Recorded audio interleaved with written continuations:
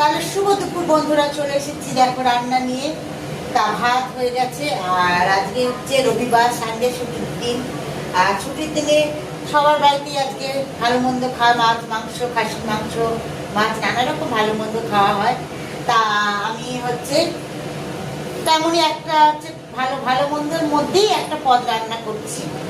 যেহেতু ছেলেরা আছে, তাদের জন্য তো একটু সানডেতে ছুটির দিনে একটু কিছু ভালো করতে হয়। তাই চিকেন করব, একদম পাতলা, তোমার হচ্ছে হালকা মশলা দিয়ে, কাঁচা লঙ্কা বাটা দিয়ে। চলো দেখতে থাকো। আমি এখানে কড়াইতে দিয়ে দিয়েছি সরষের তেল, আর এখানে ভেজে নিয়েছি ছোট আলু আর পেঁপে। আর এখানে আমি নিয়ে নিয়েছি তোমার তিনটে চারটে শুকনো লঙ্কা। আমি এটা চিড়ে দিয়ে দিচ্ছি।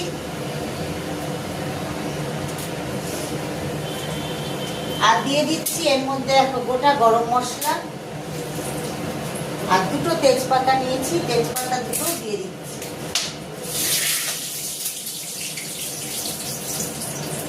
আর দেবো অল্প একটু গোটা জিরে ফোড়ন। আর এখানে আমি কিছুটা পেঁয়াজ কুচিয়ে রেখেছি। চলো পেঁয়াজটা আমি এবার একটু লাল করে ভেজে নেব।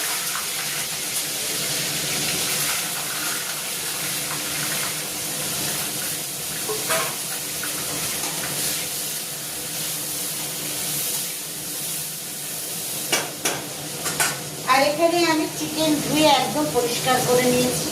আর এখানে নিয়ে নিয়েছি আমি দুটো টমেটো আমি কেটে নিয়েছি। আর টমেটোর ভিতরে যে দানাগুলো, বিচিগুলো থাকে, ওগুলো আমি বাদ দিয়ে দিই, ওগুলো হচ্ছে আমি রান্না করি না।